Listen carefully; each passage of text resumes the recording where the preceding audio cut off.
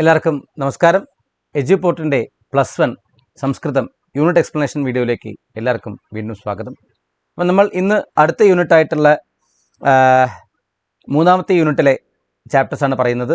ഇതിൽ എന്താ പറയുക, 2 പാഠങ്ങളാണ് വരുന്നത്. ജ്ഞാനം കാര്യാന്വിതം വരം എന്നതാണ് ആദ്യത്തെ പാഠം. രണ്ടാമത്തത് ഉത്തിഷ്ഠത ജാഗ്രത എന്നതാണ്. അപ്പോൾ ഈ ജ്ഞാനം കാര്യാന്വിതം വരം എന്ന ചാപ്റ്റർ നമുക്കറിയാം, നമ്മൾ കണ്ടിട്ടുള്ളതാണ്. ഇത് കഥയാണ് അല്ലേ.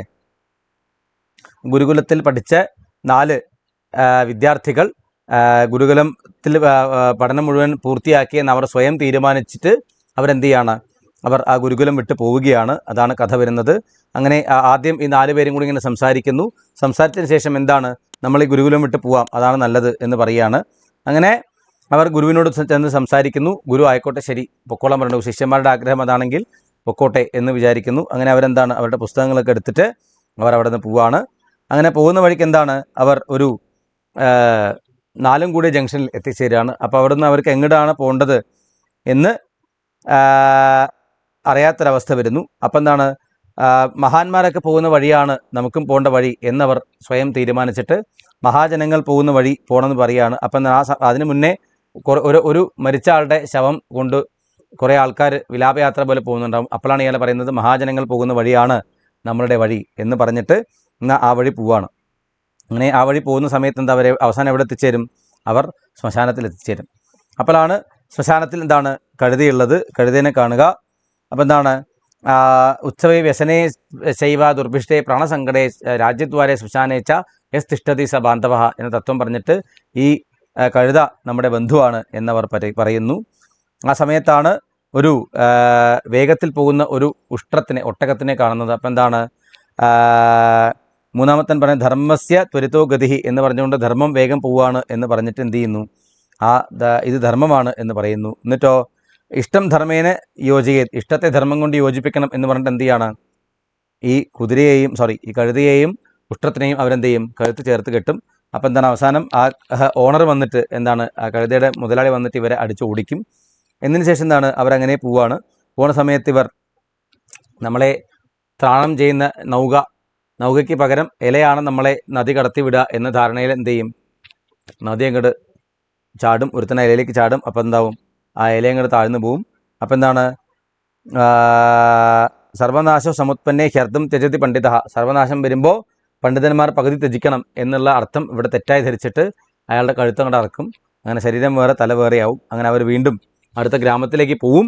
അങ്ങനെ പോകുന്ന സമയത്ത് എന്ത് ചെയ്യും, അവിടുത്തെ ആൾക്കാരൊക്കെ ഇവർ വിളിച്ച് ഭക്ഷണം കൊടുക്കുന്ന സമയത്ത് എന്താണ്, ഇവർ ഓരോ ഭക്ഷണത്തിനും ഓരോരോ ന്യായം പറഞ്ഞിട്ട് ദീർഘസൂത്രേ വിനശ്യതി എന്ന് പറഞ്ഞിട്ട് സേവ കൊടുക്കുന്ന സമയത്ത് അത് വേണ്ടാന്ന് പറയും. മറ്റേ ആൾക്ക് അപ്പമാണ് കൊടുക്കുക. അതിനെന്താണ്, വിസ്തീർണം തദ്ഭവേന്ന ചിരായുഷമി എന്ന് പറഞ്ഞിട്ട് എന്താണ്, വിസ്തീർണമുള്ളത് ആയുസ്സുണ്ടാകുകയില്ല എന്ന് പറഞ്ഞിട്ട് അയാൾ ആ ഭക്ഷണം കഴിക്കില്ല. മൂന്നാമത്തിന് വടയാണ് കൊടുക്കുക. അവനെന്താ, സോബി എന്താണ്, ഛിദ്രേഷ്വനർത്ഥാഹ ബഹുലീഭവന്തി, ഛിദ്രങ്ങൾക്ക് അനർത്ഥങ്ങൾ ബഹുലമായിട്ടുണ്ടാവും എന്ന് പറഞ്ഞിട്ട് എന്താണ്, അതും കഴിക്കാതെ അവൻ പോവുകയാണ്. അങ്ങനെ എല്ലാ ഗ്രാമവാസികളാലും പരിഹസിക്കപ്പെടുന്നവരായിട്ട് അവർ എന്താണ്, അവിടെ നിന്ന് പോവും എന്നർത്ഥം. അതിനാണ് ഇവിടെ പറയുന്നത്, അവസാനം ശാസ്ത്രത്തിൽ കാര്യങ്ങൾ കൃത്യമായിട്ട് പഠിച്ചാൽ മാത്രം പോരാ, ശാസ്ത്രങ്ങളിൽ സമർത്ഥരാണെങ്കിലും ലോകാചാരങ്ങൾ അറിയാത്തവരാണെങ്കിൽ അവർ പരിഹാസ്യരായിത്തീരുന്നു, ഈ വിഡ്ഢികളായ പണ്ഡിതന്മാരെ പോലെ. അപ്പി ശാസ്ത്രേഷു കുശലാഹ ലോകാചാര വിവർജിതാഹ സർവേത്തെ ഹാസ്യതാം യാന്തി യഥാത്തെ മൂർഖ പണ്ഡിതാഹ, ഈ മൂർഖ പണ്ഡിതന്മാരെ പോലെ അവരും അപഹാസ്യത്തിന് പാത്രമായി തീരും എന്ന് പറഞ്ഞ് ഈ പാഠം ഇവിടെ അവസാനിക്കുകയാണ്. അതാണ് ഈ ഏകകത്തിലെ ആദ്യത്തെ പാഠം. ഇനി രണ്ടാമത്തെ പാഠം എന്താണ്, ഉത്തിഷ്ഠത ജാഗ്രത എന്ന് പറഞ്ഞ് സ്വാമി വിവേകാനന്ദൻ്റെ ഒരു ചാപ്റ്ററാണ്. അദ്ദേഹത്തെ പറ്റിയിട്ടുള്ള ഒരു പാഠഭാഗമാണ് ഇതിൽ വരുന്നത്. നമുക്കെന്താണ്, ആ പാഠഭാഗം എന്താണ് എന്ന് നമുക്ക് നോക്കാം. സ്വാമി വിവേകാനന്ദനെ പറ്റി പറയുന്നുണ്ട്. അദ്ദേഹത്തിൻ്റെ ജനനം എപ്പോഴാണ്, എവിടെയാണ് ജനിച്ചത്? അദ്ദേഹം കോൽക്കട്ടയിലാണ്. 1863 അദ്ദേഹം ജനുവരി മാസം 12-ാം തീയതിയാണ് ജനിച്ചത്. അദ്ദേഹം ശ്രീരാമകൃഷ്ണ പരമഹംസരെ കാണാൻ പോകുന്നതും അങ്ങനെ അദ്ദേഹം അവിടെ രാമകൃഷ്ണ പരമഹംസരുടെ ശിഷ്യനായി മാറുന്നതും ആയിട്ടുള്ള കാര്യങ്ങൾ അതിൽ പറയുന്നുണ്ട് ആദ്യത്തെ ഈ പാരഗ്രാഫിൽ. ഈ ജനുവരി മാസം 12-ാം തീയതിയാണ് ലോക യുവജന ദിനമായിട്ടും ആഘോഷിക്കുന്നത് ലോകത്തെ എല്ലാ സ്ഥലത്തും. പിന്നെ അദ്ദേഹം ചിക്കാഗോയിൽ പോയിട്ട് നടക്കുന്ന 1893 ചിക്കാഗോയിൽ സർവ്വമത സമ്മേളനത്തിൽ sisters and brothers of America എന്ന് പറഞ്ഞ് അഭിസംബോധന ചെയ്തിട്ട് it fills my heart with joy unspeakable to rise and response for the warm and cordial welcome that you have given us. I thank you എന്ന് പറഞ്ഞിട്ട് ഭാരതം സംസാരിക്കുന്നു എന്നുള്ള തരത്തിലാണ് പറഞ്ഞത്. That you have given us എന്ന് പറഞ്ഞത്, ഞങ്ങൾക്ക് നൽകി എന്നാണ് പറഞ്ഞത്. അപ്പോൾ ഇത്തരത്തിൽ അമേരിക്ക ദേശത്തിൽ പോയിട്ട് അവിടെയും അദ്ദേഹം അവിടുത്തെ ആൾക്കാരെയും ഈ കയ്യിലെടുത്തു. അദ്ദേഹം സംസാരിച്ചിട്ട് ഭാരതത്തിൻ്റെ പ്രാധാന്യം എന്താണ്, ഭാരതം എത്രത്തോളം വലുതാണ്, അല്ലെങ്കിൽ അതിൻ്റെ സംസ്കാരം എത്രത്തോളം വലുതാണ് എന്ന് ജനങ്ങൾക്ക് കാണിച്ചു കൊടുത്തു. പിന്നെന്താണ്, പാശ്ചാത്യ പൗരസ്ത്യ സംഹിതകളുടെയും എല്ലാം സമന്വയം അദ്ദേഹം ആഗ്രഹിച്ചു. പിന്നെ അദ്ദേഹം എന്തൊക്കെയാണ്, അദ്ദേഹത്തിൻ്റെ ദർശനങ്ങൾ എങ്ങനെയൊക്കെയാണ് അദ്ദേഹം കാര്യങ്ങളെ കണ്ടത് എന്നുള്ള കാര്യങ്ങളൊക്കെയാണ് ഇതിൽ പറയുന്നത്. ഭാരതീയരെ കർമ്മോന്മുഖന്മാരാക്കാൻ വേണ്ടി അദ്ദേഹം ഒരുപാട് ആഹ്വാനങ്ങളൊക്കെ ചെയ്തിരുന്നു. അദ്ദേഹം കർമ്മയോഗയിൽ വിശ്വസിച്ചിരുന്ന ആളാണ് സ്വാമി വിവേകാനന്ദൻ. അപ്പോൾ അതിനെ പറ്റിയിട്ടൊക്കെ നമ്മുടെ യുവാക്കളുടെ മനസ്സിനെ എത്രത്തോളം ദൃഢമാക്കണം, ശക്തമാക്കണം എന്നുള്ള കാര്യങ്ങളൊക്കെയാണ് അദ്ദേഹത്തിൻ്റെ ചിന്തകളൊക്കെ. അതാണ് ഈ പാരഗ്രാഫിൽ പറയുന്നത്.